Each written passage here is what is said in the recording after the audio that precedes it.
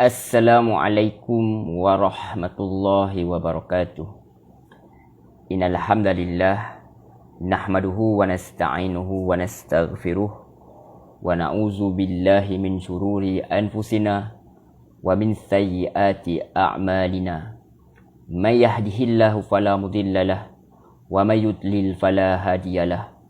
Asyhadu an la ilaha illallah wahdahu la syarikalah wa asyhadu anna Muhammadan abduhu wa rasuluh. Qala Allah Ta'ala ba'da a'udzu billahi minasyaitonir rajim. Ya ayyuhallazina amanu taqullaha haqqa tuqatih wa la tamutunna illa wa antum muslimun. Rabbi shrah li sadri wa yassir li amri wahlul 'uqdatam min lisani yafqahu qawli. Amma ba'd.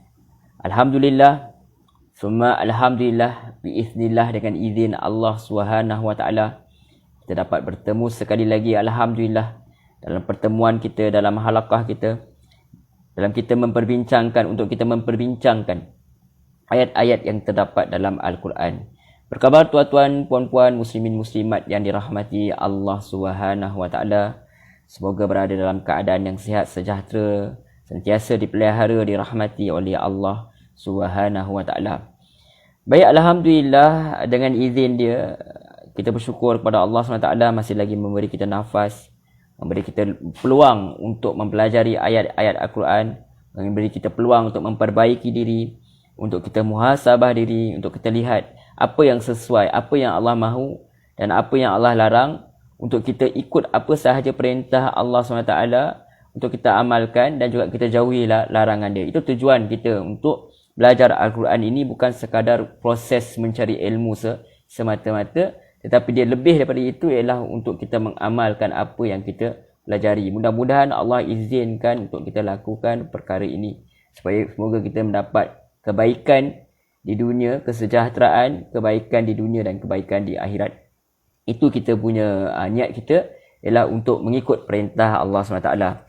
Jadi seperti mana kita katakan sebelum ini, kalau ada sahaja apa sahaja yang terdapat dalam Al-Quran ini bertentangan dengan apa yang ada dalam diri kita yang kita mahu, ataupun bertentangan dengan apa amalan nenek moyang kita, maka kita sudi untuk mengubah perkara tersebut, kerana kita mahu mengikut apa yang Allah SWT ajar kepada kita. Jadi kita sebagai pelajar Al-Quran, membuka hati kita untuk Al-Quran ini, untuk kata-kata Allah ini, supaya kita sudi untuk mengubah kalau andai ada amalan-amalan kita yang tersilap, maka kita tidak ragu-ragu atau kita tidak bertangguh lagi untuk memperbaiki dia, supaya selari dengan apa yang Allah SWT Sang Pencipta itu mahu. Baik, sebelum ini kita telah pun memperbincangkan, sebelum kita katakan soal ini, sebab sebelum ini kita telah pun memperbincangkan daripada ayat 170 sampailah hingga 176, di mana apabila ada sejenis, ada di kalangan sekelompok manusia ini, apabila diberitahu supaya mengikut apa yang diturunkan oleh Allah SWT kepada para nabi dia kata dia nak ikut nenek moyang dia, sedangkan nenek moyang dia tidak mengetahui apa yang benar, apa yang salah.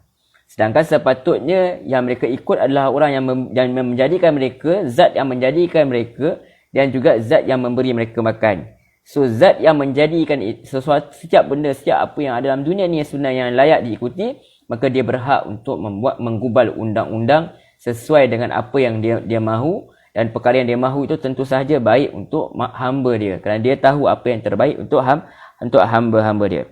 Jadi Allah juga mengancam kepada orang yang menyembunyikan kebenaran, sedangkan kebenaran itu dia ketahui. Jadi ini sebenarnya khas juga untuk orang yang berilmu. Apabila dia telah mempelajari ilmu, maka tak ada istilah untuk dia low profile, nak diamkan diri untuk amalkan untuk diri saja, tidak. Kerana ulama itu warisatul anbiya, dia kena jalankan seperti mana apa yang para nabi jalankan, itu sampaikan. Sampaikanlah daripada aku walaupun satu ayat, kata Nabi kan. Jadi kena sampaikan. Mana yang mampu, sama ada melalui ilmu perbuatan, dengan akhlaknya, tetapi apa yang tahu tersampaikan semampunya. Tak ada istilah untuk mendiamkan diri. Jadi kata amat malanglah orang yang mendiamkan diri ini. Kerana apa? Kerana mereka hendak membeli dunia. Kerana mereka hendak diagung-agungkan, supaya orang untuk ambil hati orang lain, supaya orang rasa sayang kat dia, supaya dia boleh cari makan, misal kata macam tu, dia boleh teruskan kehidupan dia, asalkan orang kata jaga periuk nasi cukup lah. Maka amat malanglah orang ni, mereka menjual dunia ini, mereka menjual akhirat itu dengan dunia yang sebenarnya harganya sangat murah di sisi Allah SWT. Allah SWT itu sangat kaya. Maka kalau manusia itu memilih jalan ini, maka rugilah dia kelak di akhirat, kerana dia tidak akan mendapat apa-apa. Jadi kerana apa? Kerana Allah itu telah pun menurunkan kitab, dan kitab itu yang kitab terakhir ini Al-Quran perlu diikuti oleh semua manusia, sama ada dia apa bangsa sekalipun. Kalau dia tak mau ikut, maka dia sebenarnya telah berada dalam kesesatan atau perselisihan yang sangat jauh daripada kebenaran. Wallahu a'lam. Baik. Jadi kita sambung terus perbincangan kita insya-Allah hari ini dengan ringkas seperti biasa pada ayat yang seterusnya, itu pada ayat yang 177. Mudah-mudahan Allah mengizinkan kita semua dan memudahkan saya untuk menyampaikan dengan baiklah insya-Allah. Semua itu kekuatan itu semua datang daripada Allah Subhanahu Wa Taala. La haula wala quwwata illa billah. Baik. A'udzu billahi minasyaitonir rajim. Aku berlindung kepada Allah daripada godaan syaitan yang direjam. Bismillahirrahmanirrahim. Dengan nama Allah yang Maha Pemurah lagi Maha Penyayang. Allah Subhanahu Wa Taala melanjutkan firman-Nya pada ayat 177. Laisal birra an tuwallu wujuhakum qibalal masyriqi wal maghrib. Walakinnal birra man amana billahi wal yaumil akhir. Baik, kita berhenti sampai situ dulu. Kebaikan itu, kata Allah SWT, firman Allah SWT, bukanlah menghadapkan wajahmu ke arah timur dan ke arah barat. Tetapi kebaikan itu ialah orang yang beriman kepada Allah dan hari akhirat.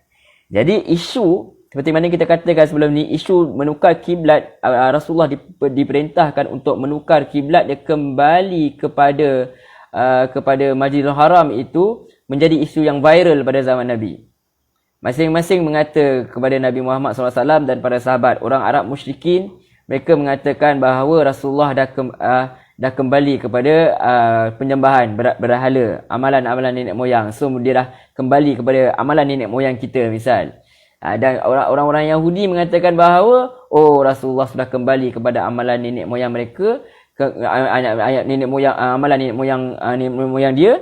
Dan juga orang-orang Arab ni telah kembali kepada amalan nenek moyang mereka, iaitu menyembah berhala. Kerana tuan-tuan puan-puan, jangan lupa ketika Rasulullah kembali menghadap kepada Masjidil Haram tu, masih terdapat berhala-berhala, beratus-ratus berhala, dikatakan 360 berhala itu sahaja mengelilingi Kaabah, disusun mengelilingi Kaabah tu, terdapat dekat Kaabah tu. Jadi seolah-olah Rasulullah itu telah kembali menyembah berhala, walaupun sebenarnya Rasulullah tidak pernah pun menyembah berhala, tetapi mereka beranggap begitu. Jadi viral.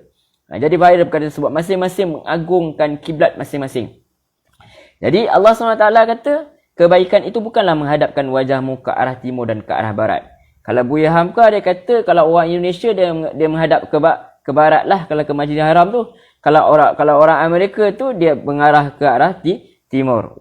Wallahu a'lam. Jadi kita katakan bahawa seolah-olah juga Allah nak bagi tahu kat sini, dia bukan soalnya kita hanya kalau kita tahu kalau menghadap kepada kiblat ini adalah sangat sinonim dengan sembahyang itu sendiri, menyembah kepada Allah SWT. Jadi agama itu bukan sekadar menyembah. Kan kita dah katakan sebelum ini bahawa penyembahan itu memperhambakan diri kepada Allah itu bukan bermaksud ta'budun tu ta'budun tu bukan bermaksud kamu menyembah semata-mata. Ta'budun bermakna kamu memperhambakan diri kepada Allah Subhanahu Wa Taala dengan sebenar-benar perhambaan. Jadi seolah-olah Allah nak bagi tahu kepada kita, tidak cukup kita ini menghadap kiblat ini dan itu, kita kononnya kita menyembah Allah SWT, tetapi amalan seharian kita tidak melambangkan solat kita, tidak melambangkan penyembahan kita kepada Sang Pencipta itu sendiri. Jadi Allah kata laisa birra an tuwallu wujuhakum qibalal masyriqi wal maghrib. Kalau dalam tafsir Ibnu Katsir, Ibnu Katsir kata mengenai ayat ini, Al-Aufi meriwayatkan daripada Ibnu Abbas, katanya tidaklah sembahyang, solat dan beramal itu merupakan suatu kebaikan. Hal ini ketika Rasulullah SAW berpindah dari Mekah ke Madinah serta diturunkannya berbagai kewajipan dan peraturan, maka Allah Ta'ala memerintahkan pelbagai kewajipan dan pelaksanaan. Jadi bermaksud, bukan maksudnya solat sahaja itulah kebaikan. Menghadap itu bukan setakat itu. Kalau menyembah, semua agama itu, kita katakan semua agama itu menyembah. Ada yang dia sembah. Jadi kebaikan itu bukan itu. Kebaikan itu sebenarnya apa? Memperhambakan diri kepada Allah SWT dengan sebenar-benar perhambaan seperti mana yang Allah mahu. Bukan seperti mana yang kita mahu. Sebab tu Nabi kata apa? Sallu kama ra'aitumuni usalli. Solatlah seperti mana kau lihat aku solat. Dan bukan setakat solat sahaja, tetapi solat itu perlu didirikan. Bila kata didirikan bukan sahaja didirikan ketika solat itu, tetapi didirikan dalam kehidupan kita. Wallahu a'lam. Kalau kita tahu bahawa kita kena tahu ketika ayat ini turun, orang-orang Arab musyrikin di Mekah, mereka ketika itu masih lagi menjaga Kaabah. Bermakna mereka membanggakan diri dengan kedudukan mereka menjaga rumah Allah SWT itu. Jadi Allah kata bukan itu. Nanti ada ayat khas pun Allah kata berkenaan perkara tersebut. Jadi bukan itu yang menunjukkan bahawa kamu mengikut Allah SWT atau tidak. Tetapi nak menunjukkan kebaikan itu sebenarnya adalah mengikut segala perintah Allah SWT. Dan yang lebih penting ialah tauhid itu, akidah itu kena tepat. Tengok Allah kata apa? Sebenarnya apa Allah kata kebaikan itu bukan harap timur ke barat, akan tetapi kebaikan itulah adalah orang yang beriman dengan hari akhirat. Orang yang beriman kepada apa? Allah SWT dan orang yang beriman kepada hari akhirat. Jadi bukan sekadar penyembahan, tetapi apa?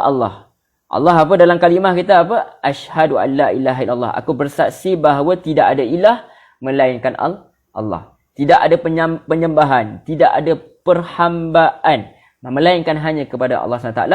Dan kita kena letak betul-betul pasak betul dalam minda kita, dalam hati kita, dalam jantung hati kita, bahawa yang berhak untuk membuat syariat itu, berhak menentukan mana yang halal dan haram, itu semua hak Allah Subhanahu Wa Taala. Dan mensucikan dia terus daripada apa? Daripada sebarang kelemahan, daripada sebarang pergantungan kepada selain daripada Allah, itu daripada sebarang sekutu-sekutu, dan juga daripada sebarang rasa ragu-ragu terhadap kuasa Allah SWT. Seperti mana yang kita telah berbincangkan sebelum ini. Seperti mana kita kena mensucikan Allah SWT, seperti mana para malaikat itu mensucikan Allah SWT. Itu pertama je. Jadi apabila kita telah mensucikan Allah SWT, telah beriman dengan sebenar-benar keimanan, telah memperhambakan diri telah memperhambakan diri dengan sebenar-benar perhambaan, maka kita sedar bahawa kita ini datang daripada Allah. Inna lillahi wa inna ilaihi raji'un. Daripada Allah, sesungguhnya daripada Allah kita datang dan kepada Allah kita akan kembali. Jadi bila masanya kita akan kembali menemui pencipta kita, apabila kita mati kelak dan apabila kita dibangkitkan kembali di alam akhirat kelak. Itu dia wal yaumil akhir. Bila dah percaya pada Allah, dah beriman kepada Allah, mestilah kita akan kembali. Mesti yakin. Ada orang dia mengaku dia sembah Allah, dia mengaku bahawa Allah SWT itu menjadikan dia, tetapi dia tidak percaya bahawa ada kebangkitan. Maka keimanan itu tidak sempurna. Bukan sekadar tak sempurna, keimanan itu tak valid. Keimanan itu tidak sah. Kerana apa? Dia tidak percaya bahawa dia akan kembali menemui pencipta dia. Jadi apabila orang tahu bahawa adanya hari akhirat, adanya kembali kepada pencipta, maka dia akan akan sentiasa berjalan di muka bumi Allah ini dalam keadaan penuh hati-hati, kerana dia sedar bahawa setiap apa yang dia lakukan itu ada pertanggungjawaban dia. Dan juga sebenarnya dia adalah berita gembira. Berita gembira pada orang yang beriman bahawa setiap apa saja keluh kesah dia, apa sahaja yang dia adukan kepada Allah SWT, Allah SWT itu ambil kira dan dia akan kembali kepada Allah SWT. Allah akan balas dia dengan pahala yang berganda-ganda. Dengan nikmat Allah SWT yang berganda-ganda dan kekal al-badi. Yang itu sebenarnya yang kita perlu tahu faham daripada ayat ni. Jadi Allah kata bukan sekadar menyembah, menghadap ke kiblat ini, menghadap ke kiblat itu, mengaku menyembah Allah SWT, mengaku menyembah Tuhan. Sedangkan orang Arab musyrikin juga mengaku mereka menyembah Allah SWT. Tapi Allah kata yang sebenarnya adalah apa? Beriman kepada Allah SWT dengan sebenar-benar keimanan dan beriman kepada hari akhirat. Kemudian kena beriman kepada apa? Rukun iman itulah. Wal malaikah. Dan juga para malaikat. Kita tahu bahawa malaikat ialah hamba-hamba Allah yang mensucikan Allah SWT, yang tidak bernafsu, yang hanya mentaati ke Allah SWT. Dan kita tahu wujudnya malaikat-malaikat ini menunjukkan apa? Menunjukkan besarnya kuasa kerajaan Allah SWT, memerintahkan untuk malaikat ini melakukan tugas-tugas tertentu, bukan kerana Allah SWT tak mampu, tetapi kerana nak tunjuk bahawa Allah SWT itu menguasai segala-galanya. Kalau nak dibandingkan malaikat itu dengan manusia, kerdil sangatlah manusia ini. Kalaulah makhluk yang hebat seperti para malaikat itu sahaja taat kepada Allah SWT, kalaulah makhluk yang hebat seperti malaikat tu, para malaikat tu taat kepada Allah SWT, kenapalah kita ini yang kerdil ini tidak mahu memperhambakan diri kepada Allah SWT. Itulah sebenarnya yang kita perlu renungkan pada ayat ini. Dan juga apabila diceritakan pada malaikat, akan ada kaitan rapat dengan wahyu. Ada kaitan rapat dengan wahyu. Kerana antara malaikat yang kerana malaikat yang menurunkan wahyu, ada malaikat yang ditugaskan untuk apa? Untuk menyampaikan wahyu, itu Jibril alaihissalam. Maka ada kaitan yang sangat rapat. Dan juga malaikat ni juga berkaitan dengan perkara-perkara yang gaib, di mana ada malaikat yang mencatat tentang apa amalan yang kita lakukan. Menunjukkan bahawa bahawa para malaikat ini akan sentiasa taat kepada Allah SWT, menyebabkan kita berhati-hati, takut kalau malaikat ini mencatat apa yang kita lakukan yang ingkar, suatu perkara yang ingkar atau maksiat kepada Allah SWT. Itu kaitan rapatnya apa yang Allah suruh kita beriman ini. Jadi beriman bahawa malaikat ini bukan anak Tuhan.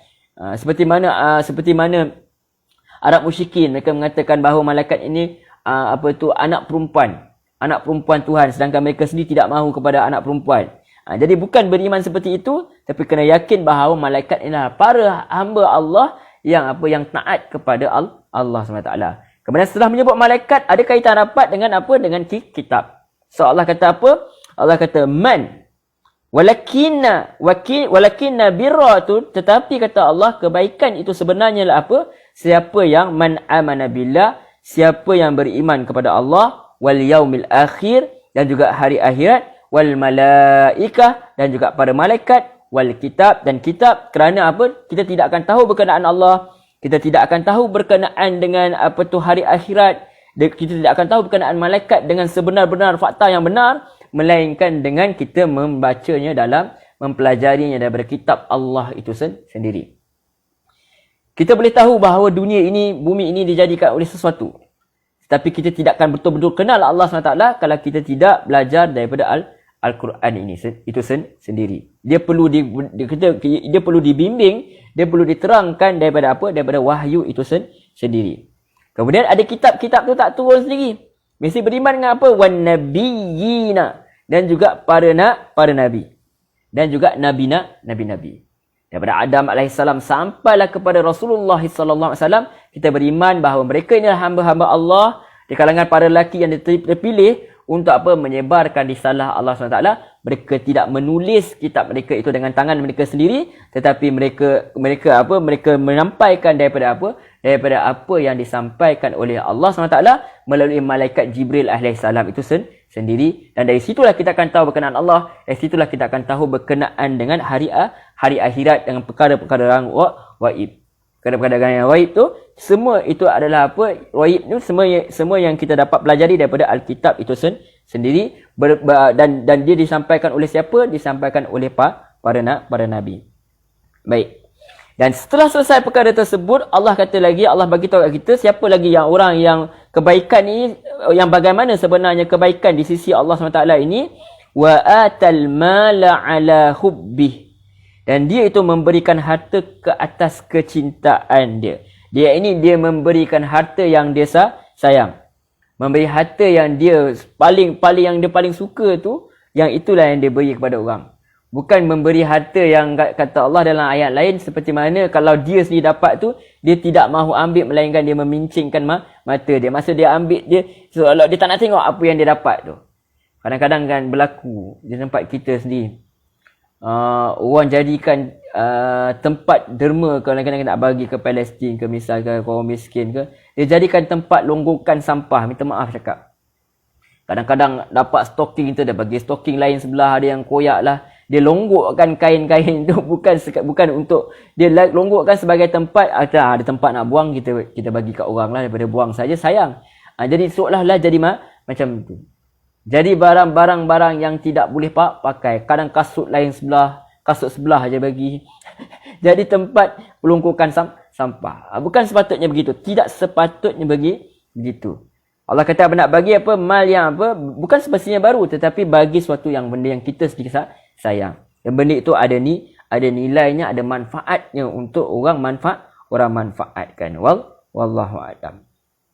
Kemudian Allah kata, siapa yang layak awal untuk dapatkan ni, Allah kata zawil qurba wa atalma ala hubbihi zawil qurba. Dan dia memberikan harta ke atas kecintaannya kepada siapa yang paling utama, iaitu pada kerabat yang dekat dengan diri dia.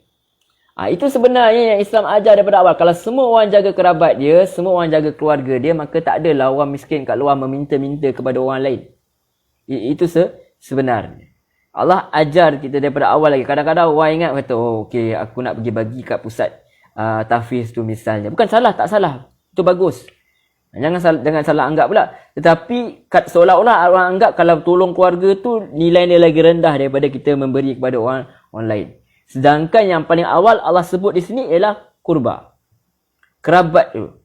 Nak rapat ke, nak dakwah ke, nak apa ke, jagalah ahli keluargamu daripada api neraka. Jadi itu semua yang awal itu adalah keluarga yang rapat dengan kita kerabat. Itu sebenarnya yang Allah ajar kepada kita. Sebab tu firman Allah wa atal mala 'alal hubbih ni, kalau Ibnu Katsir dia kata memberikan harta yang dicintai, artinya sedekahkan hartanya padahal dia sangat mencintai dan menyenanginya.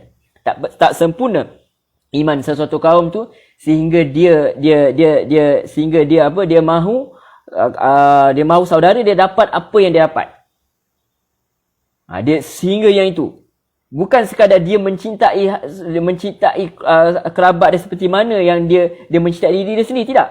Dia mencintai andai keluarga dia ataupun saudara dia itu dapat seperti mana apa yang dia dapat. Yang itu. Sampai begitu sekali sebenarnya yang apa Nabi ajar kepada kita.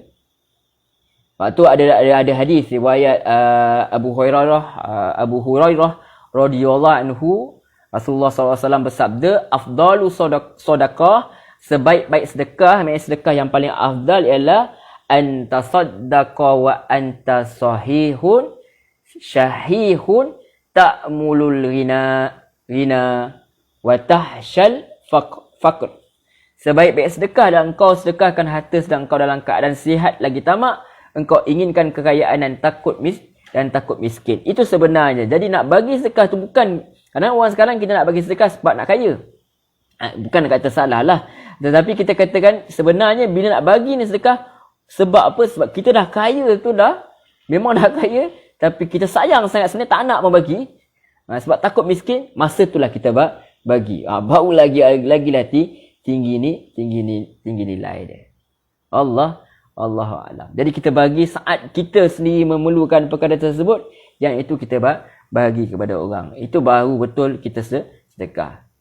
Jadi Allah kata lagi Nabi kata dalam satu hadis, Nabi kata as-sadaqatu 'alal masakin sadaqah. Sedekah kepada orang miskin itu hanya satu sedekah. Yang ini pahala dia satu, ganjaran dia satu, bernilai satulah. Tapi nilainya di sisi Allah SWT adalah tak sama dengan satu di sisi manusia. Tentu sahaja tetaplah besar pahalanya. Wa 'ala zawi rahimi sintan. Dan juga tapi sedekah kepada kerabat itu dua, kata Nabi. Yang ini dua pahala. Sadaqatun wasilatun fahum awlan nasi bika wa bibirrika wa iqta'ik. Dia kata apa? Nabi kata apa? Wa 'ala zawir rahimi sintan. Kepada kerabat tu ada dua jenis pahala, iaitu sedekah, itu pahala sedekah, wasilatun, dan juga pahala silaturahim. Dapat dua pahala. Fahum awlan nasbik. Tu Nabi kata, mereka itu orang yang paling utama untukmu. Wa bibirrika, dan juga paling baik untuk kamu. Wa iqta'ik, dapatkan dia paling baik untuk mendapatkan kebaikan serta pemberianmu. Itu apa yang Nabi ajar kepada kita. Jadi kita kena ubah sebenarnya diri kita. Sebenarnya kalau nak tolong, paling awal ialah tolong kerabat sendiri. Sebab kalau semua orang jaga kerabat dia, maka kuranglah orang susah kat dalam dunia ni. Dia tak perlu nak pergi minta-minta kepada orang lain, kerana ada orang yang rapat dengan dia sudi untuk membantu dia. Malangnya kita akhirnya yang gaduh tu adalah sama adik-beradik sendiri. Yang gaduh tu, yang berebut harta itu adalah adik-beradik sendiri. Itu yang menyedihkan. Jadi kita kena ubahlah, sebab kita pelajar Quran. Perkara ini perlu diubah supaya setiap orang mesti jaga keluarga dia. Itu apa yang Islam ajar. Kemudian barulah Allah kata wal yatama, dan juga anak-anak yatim. Sebab apa? Anak-anak yatim ni dia tak semestinya dia miskin, tetapi dia tidak reti menguruskan harta, dan dia lagi adalah golongan yang paling senang untuk dimanipulasi. Sebab harta ada, pula anak-anak yatim yang kaya ni harta banyak, lagilah senang untuk dimanipulasi. Nanti bolehlah ada pak ayah-ayah ke, mak saudara ke, ibu bapa saudara ke, nak ambil kesempatan pula kepada harta tu. Jadi kata bukan. Allah kata kebaikan itu untuk apa? Untuk kerabat, kemudian wal yatama, anak-anak yatim itu penting sekali untuk dijaga supaya harta itu tidak dieksploitasi untuk kepentingan diri. Kena jaga tu anak-anak anak yatim tu. Kalau boleh sedekah, kalau mereka tidak mampu, tidak ada duit, tidak ada harta, jadi perlulah ada orang yang memberi kepada mereka ini tempat tinggal, harta, supaya apa? Supaya mereka ini pelihara, kerana mereka ini adalah golongan yang telah kehilangan tempat bergantung harap. Wallahu a'lam. Kemudian Allah kata lagi wal masakin, dan juga orang-orang miskin. Barulah sampai dah tolong kerabat, dah tolong kerabat tu dulu Allah kata. Kemudian anak-anak yatim. Anak yatim ni tak semestinya miskin, ada yang kaya. Kemudian barulah pergi kepada wal masakin. Sebab bila semua orang dah tolong keluarga dia, dah tolong kerabat dia, dah kurang dah orang miskin tu. Jadi barulah kemudian kita cari. Kalau ada lagi yang mereka ni tidak ada keluarga yang membantu, tidak ada orang yang nak tolong mereka, barulah kita pergi kepada orang-orang miskin ini. Kemudian wabnas sabil, kemudian juga ibnu sabil. Jadi bukanlah semata bukanlah semesti kena ikut turutan begini. Tapi apa yang diberitahu ni adalah berdasarkan keutamaan. Maksudnya bukanlah kata kena tolong kerabat dulu, kalau tak tolong kerabat lagi kena tak ada. Kalau kerabat memang tak perlu nak tolong dah, adalah bukanlah kita kata kena semestinya urutan begini, tetapi keutamaannya begitulah, keutamaannya. At the same time, dalam masa sama kita tolong kerabat, boleh saja kita bantu anak yatim, boleh saja kita bantu orang miskin. Tidak ada masalah, bahkan berpahala. Jadi wabnas sabil, dan juga ibnu sabil. Ibnu sabil ni siapa? Orang-orang yang dalam musafir, orang-orang yang dalam perjalanan. Wasailin, dan juga orang-orang yang meminta. Wa fi riqabi, dan juga dalam memerdekakan hamba sahaya. Wa aqamas solah, dan juga mendirikan solat. Sampai dah baru last kali bawa cerita pasal solat.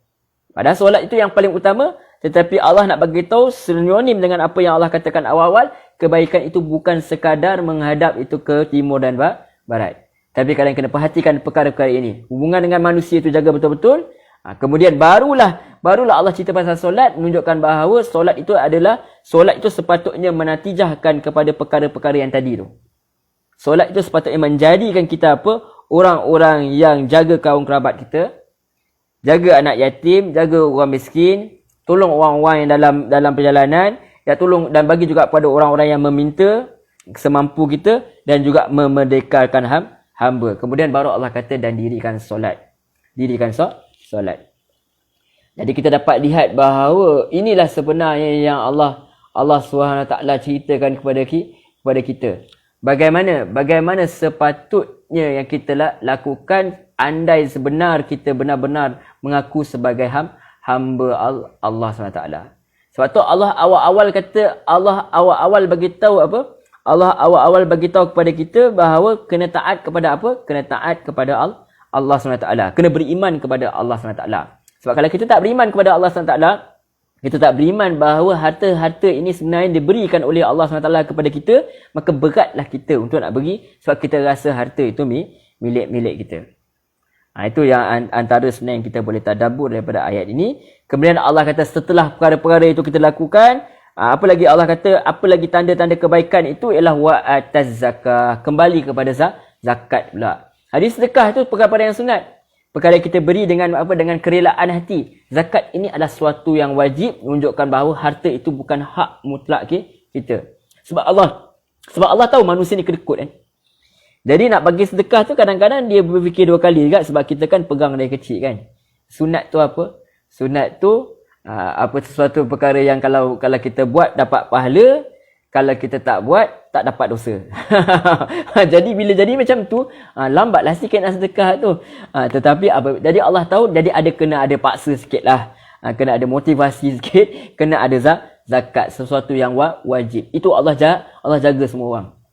Allah jaga. Kalau tak nak juga ni jenis kedekut bahil ni, tapi dia orang yang taat kepada Allah SWT, maka dia akan bagi jugalah zakat. Sebab dia tahu kalau tak bagi zakat akan jatuh dosa pula kepada dia. Sebab Allah tahu manusia itu berjenis-jenis. Ada yang memang tak ada masalah untuk bagi, ada yang perlu dipaksa sedikit, ada yang perlu diberi motivasi sedikit, maka Allah bagi tahu kenalah zakat. Sebab mesti ada hubungan dengan Allah, mesti ada hubungan dengan manusia.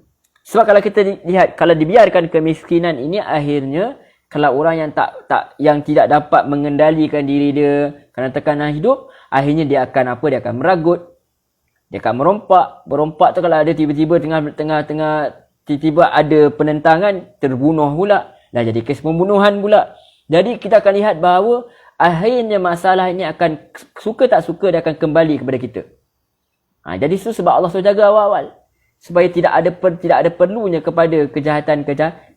Kadang-kadang orang tu bukan nak meragut pun, tapi dia tertekan, dia tak ada siapa nak bantu dia, keluarga dia tak nak tolong dia, akhirnya terpaksa buat sesuatu yang di luar kewarasan dia. Itu. So Allah ajar daripada awal. Di Madinah ni memang dah start dah kepada Allah nak ajar kepada bagaimana untuk menyusun sistem masyarakat ini. Inilah dia punya model awal dia. Terserahlah kepada manusia sistem macam mana kenegaraan dia, itu hak dia untuk memikirkan, tapi ni model dia. Kamu nak buat macam mana pun negara kamu, tetapi kena fikir mesti ada yang macam ni.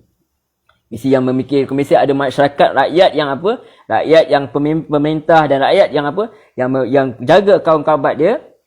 Jaga kaum kerabat sama ada kaum kerabat yang senang atau susah, yang terutama yang susah, dan juga orang yatim jangan abaikan, orang miskin jangan diabaikan. Orang yang dalam perjalanan, dalam musafir jangan diabaikan. Orang yang meminta jangan diabaikan. Dan juga kalau dah zaman dulu dia ada memerdekakan hamba, jangan biarkan orang tu dalam perhambaan. Dia juga mesti mendirikan solat. Mana wa atas zakah, bagi zakat. Kemudian apa? Kemudian Allah kata lagi, wal mufuna bi ahdihim idza ahidun. Dan juga orang-orang yang menunaikan terhadap janji mereka apabila mereka berjanji. Semuanya banyak kalau kita lihat yang hubungan dengan Allah tu, beriman kepada Allah, beriman kepada hayat, malaikat, kitab apa semua dan nabi. Kemudian Allah kata kebanyakannya ada berkaitan dengan manusia. Sebab itu yang manusia berat. Kita boleh lihat orang tak ada masalah pergi ke masjid, tapi orang berat untuk tolong kaum kerabat dia. Jadi kita akan lihat perkara tersebut berlaku pun di sekeliling kita. Jadi Allah ajar ini. Sikit je Allah cerita yang berkenaan yang kait terus direct kepada Allah SWT, solat tu. Antaranya adalah solat. Tapi lainnya banyak kepada hubungan dengan masyarakat itu sendiri. Kerana apabila hubungan dengan masyarakat itu elok, barulah kita dapat beribadah kepada Allah SWT dengan tenang, dengan baik. Yang itu antara dia. Jadi apabila berjanji juga, kata Allah, sebab antara ciri orang munafik apabila dia itu berjanji, dia akan mungkiri. Jadi Allah kata orang yang kebaikan taklah orang yang antaranya orang yang menunaikan janji terhadap mereka apabila mereka berjanji. So menepati janji juga termasuk dalam kebaikan di sisi Allah SWT. Kemudian Allah sambung lagi. Was-sabirina fil ba'sa'i wad-dharra'i wa hinal ba's. Sebab nanti orang kata pula, tapi aku tak ada duit langsung. Memang tak ada orang fakir. Macam mana aku nak tolong? Macam mana aku nak dapat pahala? Macam mana aku nak dapat kebaikan? Sedangkan aku tak mampu untuk lakukan perkara-perkara ini. So Allah tahu, Allah kata ada juga untuk orang-orang yang susah. Was-sabirina fil ba's. Dan orang-orang yang sabar dalam masa kesulitan. Wad-dharra' dalam masa penderitaan. Wahinal ba's, dan juga ketika perperangan. Tengok Allah SWT. Lengkap. Ini datang daripada Tuhan. Bukan manusia. Manusia dia fikir macam mana pun kau nak sedekah. Tak ada duit pun kau bagi juga. Kadang-kadang memang tak ada. Kadang-kadang tak tahu apa nak bagi dah. Memang tak ada benda nak bagi. Memang ada sehelai pakaian untuk kita. Tempat tinggal pun tak ada. Ada orang memang tahap fakir. Macam tu. Jadi apa kebaikan untuk mereka? Kebaikan untuk mereka ialah dia sabar ketika diuji oleh Allah Subhanahu wa taala. Allahu akbar. Ulaika allazina sadaku. Mereka itulah orang-orang yang benar. Wa ulaika humul muttaqun, dan mereka itulah orang-orang yang bertakwa. So ini sebenarnya yang Allah nak ajar kepada kita. Kebaikan itu bukan menghadap kepada timur barat, bukan sekadar kita solat Allahu akbar, keluar daripada masjid terus hon orang, marah orang, maki hamun orang. Bukan begitu. Bukan itu. Tetapi apa kebaikan itu sebenar-benar apa yang seperti mana kita ikrarkan dalam salah satu daripada doa iftitah kita, itu innas salati wa nusuki wa mahyaya wa mamati lillahi rabbil alamin. Solat aku, ibadatku, hidup aku, mati aku kerana Allah SWT. Kita tahu, kita sedar bahawa setiap apa yang kita miliki ni, termasuklah diri kita sendiri, adalah milik Allah Subhanahu wa taala. Tu Allah kata wasabiri, orang yang apa sabar masa kesulitan, masa penderitaan, masa peperangan. Dan mereka itu orang-orang yang benar. Benar apa? Benar dalam keimanan dia. Benar dalam perhambaan dia kepada Allah SWT. Lambang dia menghadap ke kiblat itu sendiri adalah dengan apa? Dengan bukti bahawa dia patuh kepada perintah Allah SWT. Menghadap ke Masjidil Haram itu adalah perintah daripada Allah SWT. Dan itu perlu dibuktikan kepada perhambaan dia kepada perkara-perkara yang lain. Bukan sekadar solat sahaja. Wa ulaika humul muttaqun, dan dia itulah benar-benar orang-orang apa yang bertakwa kepada Allah Subhanahu wa taala. Takwa di sini apa makna? Sebelum ni kita telah bincangkan, takwa itu maksudnya ikut segala perintah Allah SWT dan menjauhi segala larangan dia. Itu apa seperti mana yang kita bincangkan, ringkas-ringkaslah ayat 177 ni. Kita terus kepada pergi yang berikutnya. Ya ayyuhallazina amanu, dalam ayat 178. Kemudian Allah kata, wahai orang-orang yang beriman, kutiba alaikumul qisasu fil qatla. Jadi Allah kata, wahai orang-orang yang beriman, diwajibkan atas kamu hukuman qisas dalam pembunuhan. Jadi Allah sekarang ni Allah sampai pula kepada apa? Kepada salah satu hukum yang terdapat dalam Quran ini, di mana Allah tetapkan dalam syariat kita, syariat Rasulullah SAW ni ada hukum apa? Ada hukum qisas. Yang ni hukum balas. Apabila seorang tu dibunuh, maka dia dibalas bunuh. Apabila dia potong telinga orang, dia akan dibalas seperti itu juga. Dalam ayat yang lain. Cumanya ada perbincangan ulama, kalau dia itu membunuh, misal cara kejam, adakah dia akan dibalas cara kejam enggak? Kebanyakan ulama mengatakan, majoriti mengatakan tidaklah. Dia akan dibunuh dengan cara yang mudah, iaitu caranya dipancung. Antaranya yang mengatakan begitu. Bukanlah semestinya kalau dia tu dia tembak 10 kali, kena tembak 10 kali. tak macam tu. Ada kebanyakan ulama mengatakan bahawa dia akan diperintahkan dengan cara pembunuhan tu, dengan cara dipancung. Disenangkan cara mati dia lah. Yang penting dia dibalas balik dengan bunuh. Baik. Jadi Allah kata orang beriman. Jadi bila Allah dah cerita bahawa ada hubungan dengan manusia, jaga kerabat, apa semua, jaga anak yatim, tetapi akan ada juga orang yang menyalahi perkara tersebut, maka orang itu perlu diadili lah. Orang itu hak itu perlu diberi kepada orang yang diambil hak dia. Jadi Allah kata, wahai orang yang beriman, kutiba alaikumul qisasu fil qatla. Jadi diwajibkan ke atas kamu apa? Ke atas kamu hukuman qisas dalam pembunuhan. Iaitu dengan cara apa? Al-khurru bil khurru, orang merdeka dengan orang merdeka, wal abdu bil abdi, dan hamba dengan hamba, wal unsa bil unsa, perempuan dengan perempuan. Kalau sekali kita lihat daripada ayat ini, seolah-olah kita nak cerita kalau orang lelaki tu, kalau orang perempuan bunuh orang lelaki, maka orang perempuan tu orang lelaki bunuh orang perempuan, orang lelaki tu tak dibunuh. Dia mesti perempuan dengan perempuan, lelaki dengan lelaki. Kalau kita salah faham, dia boleh membawa kepada kefahaman itu. Sebab kita tak nafikan bahawa ada pelbagai pandangan berkenaan dengan ayat ini. Tapi kita nak pergi kepada pemahaman yang paling senang kita nak faham. Sebab kalau bila berkaitan dengan fiqah ni, tuan-tuan dan puan kena tanya orang yang lebih pakar lah. Sebab kita nak pergi kepada yang simple-simple sahaja kepada pemahaman dia. Ayat ini berkenaan apabila seorang perempuan itu membunuh perempuan, maka dia perlu bunuh lah. Orang yang membunuh itu perlu dibunuh, dia ambil nyawa dia. Kalau seorang lelaki itu membunuh lelaki, maka lelaki yang membunuh itu perlu diambil nyawanya. Maksudnya ini cerita berkenaan dengan berlakunya pembunuhan yang sama. Itu antaranya. Dan antara sebab juga berlaku perkara ini kerana apa? Kerana untuk mengecam tindakan sengah-sengah puak orang-orang Arab, orang-orang jahiliah ini, yang apabila mereka membunuh orang merdeka apabila hamba mereka dibunuh, atau mereka membunuh orang lelaki apabila wanita mereka dibunuh. Maksudnya mereka nak lebih daripada sepatutnya. Kalau hamba ni aset Jadi hamba ni aset. Jadi dia apabila orang mereka tu, apabila hamba mereka dibunuh, jadi mereka nak bunuh orang mereka.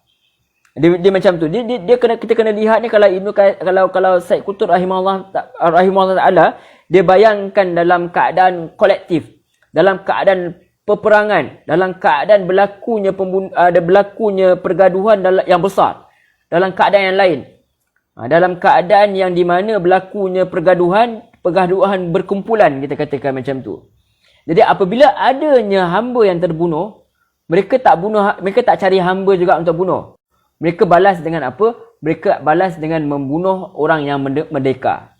Begitu. Bila ada orang perempuan mereka yang terbunuh dalam pergaduhan yang berkelompok itu, jadi apabila mereka tak cari orang perempuan juga untuk dibunuh, tetapi mereka akan bunuh apa? Mereka akan bunuh orang lelaki dia. Jadi itu antara yang dikatakan oleh Said Qutb rahimahullah taala. Jadi mereka bunuh orang yang lain daripada yang bertanggungjawab yang sepatutnya bertanggungjawab. Maka Allah ajar apabila orang itu membunuh, sepatutnya orang itulah yang dipertanggungjawabkan, bukan orang lain yang dipertanggungjawabkan. Wallahu a'lam. Jadi berkenaan dengan hukum hakam ni, kalau kita lihat banyak yang diperbincangkan oleh mazhab, maka yang tu tuan-tuan kena tanya kepada orang yang lebih pakar lah. Sebab berkenaan ini kita tak mau lanjutkan, tetapi yang kita katakan bahawa yang Allah ajar, apabila seorang itu membunuh, maka dialah perlu bertanggungjawab kepada pembunuhan tersebut, bukannya orang lain. Bukannya orang lain. Baik.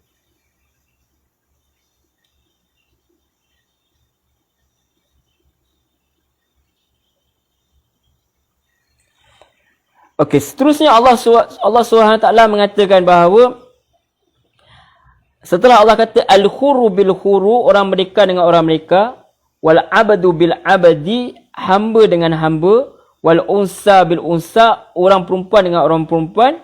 Kemudian Allah kata faman unfiya lahu min akhihi syai' fattiba'un bil ma'ruf. Jadi Allah kata kat sini, maka siapa yang mendapat keampunan baginya daripada keluarganya suatu pergantian, maka hendaklah diikuti dengan cara yang baik. Kalau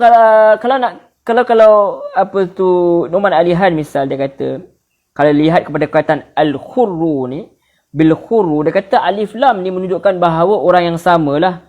Itu antara dia punya pandangan.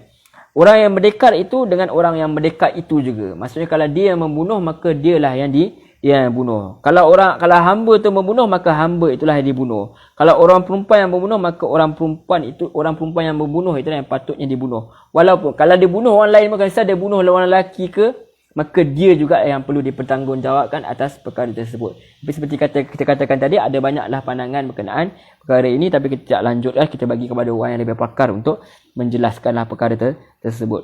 Baik. Kemudian Allah kata, maka siapa yang dapat keampunan baginya daripada keluarganya suatu pergantian, maka hendaklah diikuti dengan cara yang baik. Maksudnya, ada juga yang diberikan kelonggaran dalam syariat Rasulullah SAW, kalaulah ada ahli keluarga atau ahli waris sudi untuk memaafkan orang yang membunuh itu, maka itu dibenarkan dengan cara membayar diat lah. Itu antaranya, membayar ganti rugi. Dan kenapa dibenarkan perkara ini? Mengapa dibenarkan pembunuhan ini, balas bunuh ini? Sebab manusia ini sifatnya apa? Sifatnya adalah suka balas dendam. Dan dia balas dendam tu lebih, kadang-kadang melibatkan sampai 7 keturunan. Bila orang ni dah balas dendam, dia bunuh keluarga orang ni, dia bunuh misal satu keluarga dia bunuh, tiba-tiba ada tinggal satu terlepas ke, dia yang satu lagi tu bila besar dia akan balas balik, bunuh pula satu keluarga lain. Akhirnya dendam itu akan tak habis.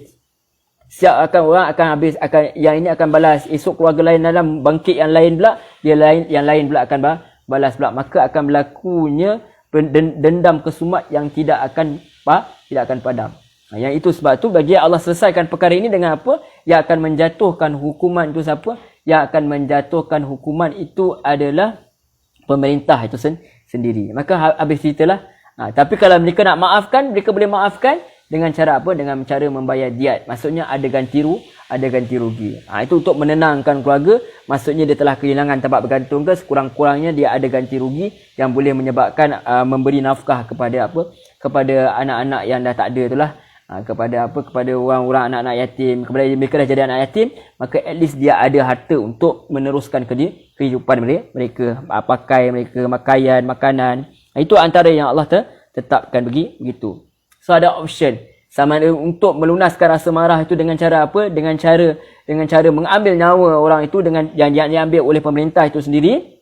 Maksudnya pemerintah memerintahkan orang lain untuk mengambil nyawa orang itu, ataupun maafkan tetapi dengan adanya bayaran diat, yang ini bayaran ganti rugi. Itu sangat indah sebenarnya apa yang Allah buat, sebab Allah tahu manusia itu bagaimana. Bukan kalau tidak, kalau Allah tak benarkan perkara ini, maka dia sendiri akan buat dengan cara dia sendiri. Wallahu a'lam.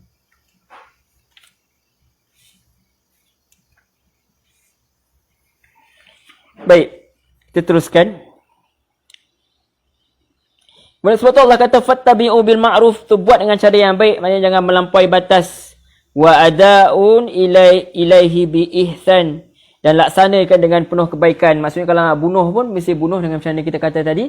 Kalau dia bunuh pun bunuh dengan cara yang elok lah, yang mencepatkan kematian, bukan balas seperti mana. Kalau dia bunuh dengan cara tikam sampai 10 kali, tidaklah dia tu ditikam 10 kali. Ataupun dia minta satu bayaran sehingga habis bankrupt orang tu, tak ada duit langsung dah nak dia sendiri meneruskan kehidupan. Tidak sampai begitu. Ataupun dia dah ambil diat, kemudian dia buat apa? Kemudian dia bunuh juga keluarga yang dah bagi diat tu.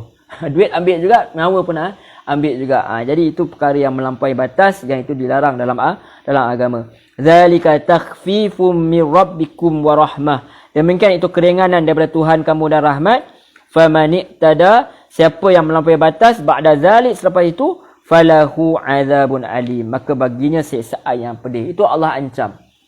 Siapa yang telah pun mendapat keadilan, dia telah pun mendapat diat ke, ataupun pemerintah dah bunuh pun apa yang orang yang membunuh itu, tetapi dia masih lagi melunaskan dendam dia, maka kata Allah, dia ini akan dapat apa? Dia ini akan dapat azab yang pedih. Allah sendiri yang akan balas azab tu kelak di akhirat. Itu Allah jaga perkara-perkara ini. Sebab apa? Urusan manusia ni perlu diteruskan. Yang dah pergi itu pergi. Sepatutnya dia dah pergi dah, maka dia diuruskan, diadili. Kemudian kena mulakan move on, hidup yang baru. Sebab apa? Banyak benda kita kena fikir lagi untuk kebajikan manusia ini, untuk ummah ini. Jangan difikirkan dendam sahaja, jangan difikirkan apa yang telah berlalu. Selesaikan dengan cara yang elok, selesaikan dengan perundangan Islam itu, seperti mana yang Allah ajar. Kemudian supaya manusia boleh teruskan kehidupan dia, untuk dia memperhambakan diri kepada Allah Taala, dan juga untuk makmurkan bumi ini, untuk menjadi khalifah di muka bumi ini. Jangan dipanjang-panjangkan perkara yang pemusuhan ini, kerana dia akan merugikan umat Islam itu sendiri. Kalau Allah adili, bukan diamkan, Allah adili. Kalau mana yang perlu dibunuh, dia ambil nyawa, dia ambil harta, diatnya. Kemudian perlu move on. Fokus kepada apa yang sepatutnya kita fokus, iaitu itu menyebarkan ajaran Islam itu sendiri, dan memperhambakan diri kepada Allah, memperkenalkan manusia ini kepada Islam itu, dan memakmurkan alam ini. Itu yang Allah ajar. Selesaikan apa yang patut diselesaikan, kemudian move on, jangan ada dendam lagi, kemudian mulakan kehidupan baru. Wallahu a'lam. Walakum fil qisasi hayatun ya ulil albab la'allakum tattaqun. Dan bagi kamu di dalam hukuman kisas itu ada jaminan hidup. Ya ulil albab, wahai orang-orang yang mempunyai akal yang sihat, la'allakum tattaqun, supaya kamu ini bertakwa. Jadi apa maksud kepada ayat ini jaminan hidup? Ada yang mengatakan bahawa jaminan hidup di sini sebab kita tahu hukum ini bukan semestinya dilaksanakan. Tetapi hukum ini adalah sebagai apa? Sebagai peringatan. Ataupun kita kata amaran. Sebagai apa? Langkah untuk supaya tidak berlaku perkara tersebut. Jadi apabila orang tahu bahawa ada hukum qisas ini, ada hukum balas ni, maka orang yang nak melakukan pembunuhan dia akan tertahan sekejap. Dia akan rasa macam, kalau aku bunuh nanti nyawa aku akan diambil semula. Nyawa aku akan diambil. Jadi dia akan ada perkara tersebut menyebabkan dia hesitate. Dia tahan diri daripada melakukan perkara tersebut. Kalau setakat masuk penjara ke, dapat makan free pula. Kalau setakat macam benda yang ringan-ringan sahaja, maka dia tak rasa macam gerun. Jadi Allah letak perkara ini supaya apa? Supaya manusia lain, nyawa manusia itu terjaga keseluruhan dia. Menyebabkan dia hesitate untuk melakukan perkara tersebut. Itu antara dia. Dan juga ada juga yang mengatakan bahawa dengan mengambil nyawa orang yang membunuh itu menyebabkan bahawa dia itu tidak membunuh orang lain pula. Sebab ada serial killer kan. Ada pembunuh bersiri misalnya. Jadi dengan ambil nyawa dia, maka dia menyebabkan nyawa-nyawa lain itu terselamat, maka adanya kehidupan. Itu antara juga. Dan juga mengatakan bahawa untuk orang yang telah dibalas kisah su, jika dia bertaubat, maka tidak adalah lagi pembalasan kelak di akhirat jika dia bertaubat. Jadi apabila dia balas bunuh, dia itu bertaubat sebelum dia mati, maka dia tidaklah dia bertanggungjawabkan kelak di akhirat, maka adalah kehidupan dia yang kekal abadi di akhirat. Itu antara maksud daripada dalam hukum qisas itu ada kehidupan. Wallahu a'lam, hanya Allah Subhanahu taala saja yang mengetahui kebenaran dia. Baik. Jadi Allah kata, walakum fil qisasi hayatun ya ulil albab la'allakum tattaqun. Bagi kamu dalam kisah itu jaminan kehidupan, wahai orang-orang yang mempunyai akal sihat, supaya kamu bertakwa. Kemudian ayat 180. Kutiba alaikum idza hadara ahadukumul maut in taraka khairanil wasiyatu lil walidaini wal aqrabina bil ma'ruf haqqan 'alal muttaqin. Kata Allah, kemudian Allah pergi kepada hukum yang lain pula. Allah kata apa? Diwajibkan ke atas kamu idza hadara ahadukumul maut, apabila datang kepada salah seorang kamu maut, in taraka khairanil wasiyah, hendaklah kamu tinggalkan kebaikan, yakni harta, wasiat, lil walidaini, untuk kedua orang tua, wal aqrabina, kepada kaum kerabat, bil ma'ruf, dengan cara yang baik. Inilah haqqan 'alal muttaqin, iaitu sebagai kewajipan kepada orang-orang yang bertakwa. Ya, ada para ulama mengatakan bahawa ayat ini telah dimansuhkan, telah dinasahkan dengan apa? Dengan adanya hukum lain, itu hukum wasiat ni telah dimansuhkan untuk apa? Untuk kerabat. Untuk ahli waris telah dimansuhkan. Wasiat tu ada, tetapi untuk kerabat tidak telah dimansuhkan. Sebab apa? Sebab telah dinasahkan, sebab hukuman telah digantikan dengan ayat tentang waris pada surah An-Nisa, surah yang keempat ayat 11. Pun begitu, masih ada pandangan bahawa perkara ini sebenarnya masih berlaku juga. Boleh berlaku lagi wasiat itu kepada kaum kerabat itu sendiri.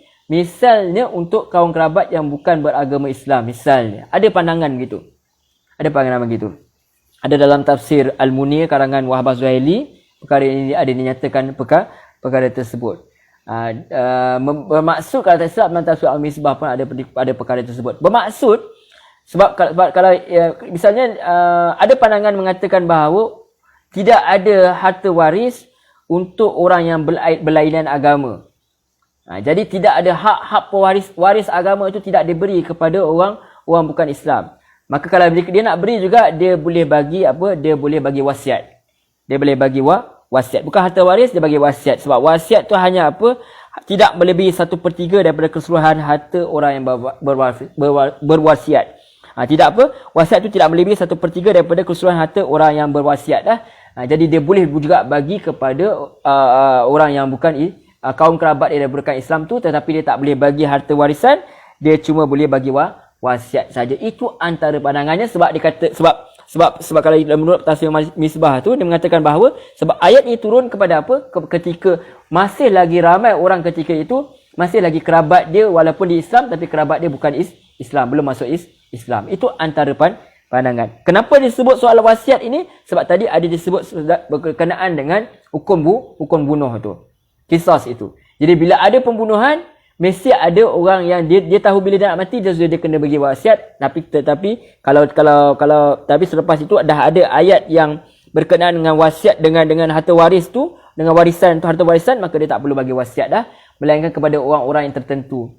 Misal kepada siapa dia ada anak angkat ke, anak susuan ke, dia nak bagi juga, Yang itu dia boleh bagi dengan apa? Dengan cara wasiat. Wallahu alam, itu pun tak melebihi 1/3.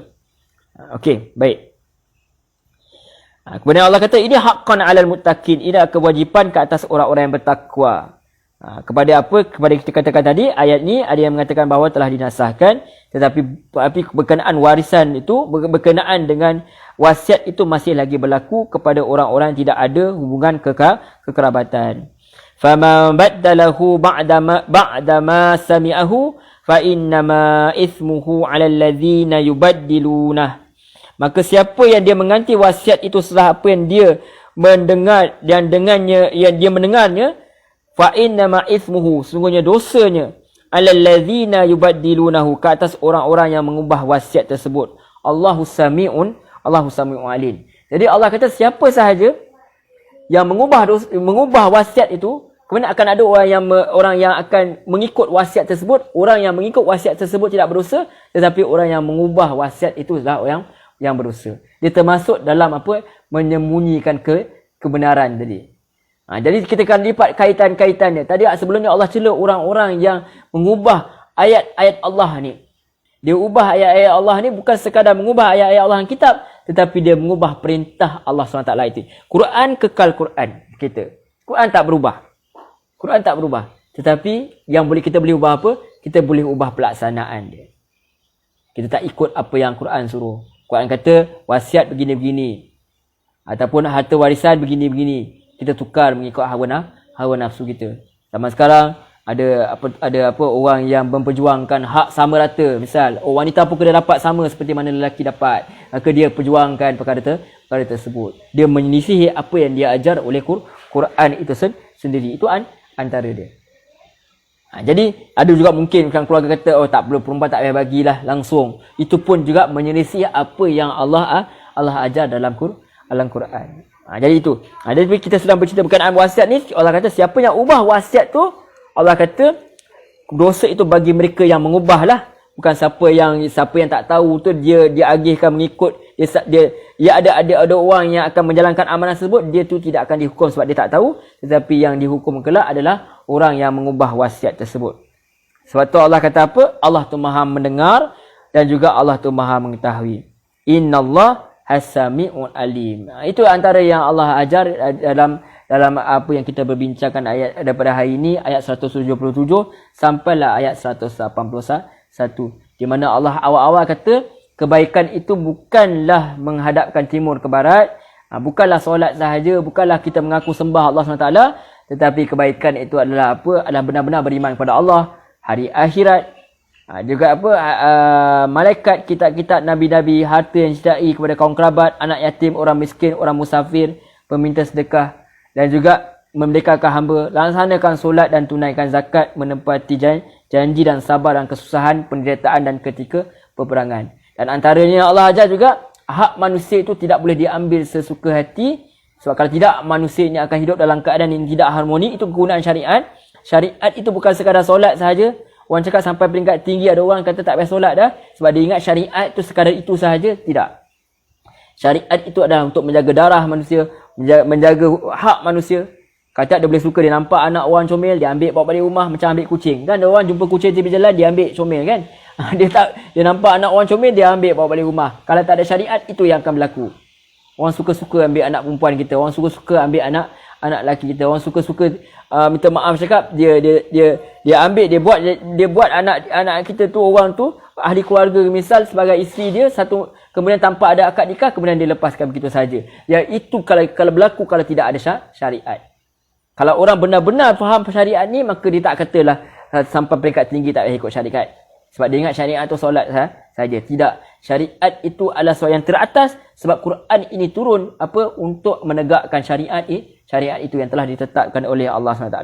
Kalau kita faham betul-betul perkara ini, maka akan harmonilah dunia ini. Sebab apa? Sebab Quran ini memang turun untuk menegakkan syariat Allah SWT seperti mana yang ditetapkan dengan kebijaksanaan yang telah ada pada Allah SWT. Dan Allah tetapkan juga ada bahagian harta pada manusia dan juga ada ketetapan dalam wasiat itu sendiri. Wallahu a'lam. Baik.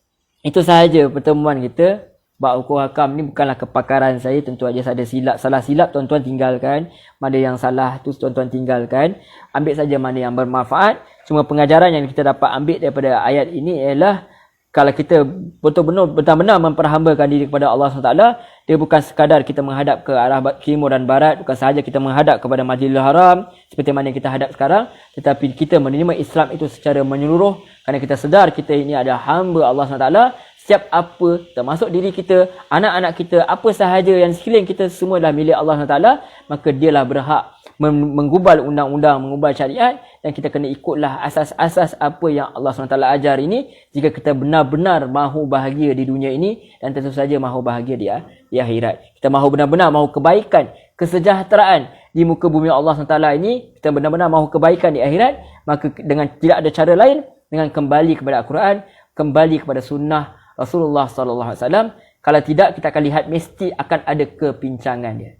Mesti akan ada kepincangannya kalau kita tidak sudi untuk kembali kepada Allah SWT. Wallahu a'lam.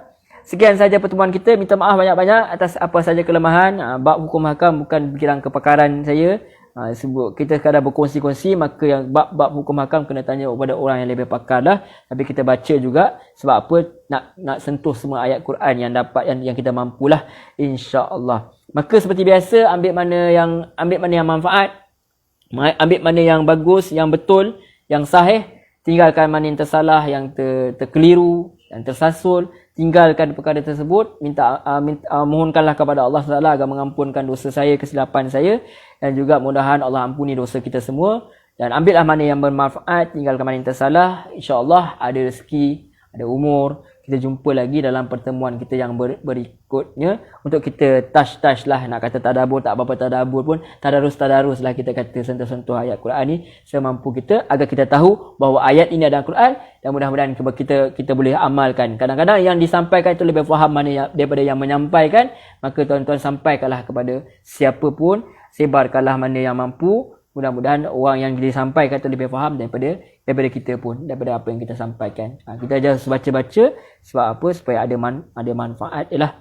Wallahu a'lam. Saya minta maaf sekali lagi kalau ada kata-kata yang menggurus hati, kata-kata yang tersilap. Ambil yang bermanfaat, tinggal mana yang tersalah. InsyaAllah kita jumpa lagi dalam pertemuan yang berikut. Jaga diri baik-baik. Doa semoga Allah angkat wabak penyakit daripada dunia ni, dan kita yakin dan kita putus asa dengan rahmat Allah. InsyaAllah kita tutup dulu dengan tasbih kafarah. Subhanakallahumma wa bihamdik, asyhadu alla ilaha illa anta, astaghfiruka wa atubu ilaik. Wa sallallahu ala Muhammad wa ala alihi wa sahbihi wasallam. Walhamdulillahi rabbil alamin. Wassalamualaikum warahmatullahi wabarakatuh. Terima kasih banyak-banyak tuan-tuan, puan-puan, muslimin, muslimat yang dirahmati Allah.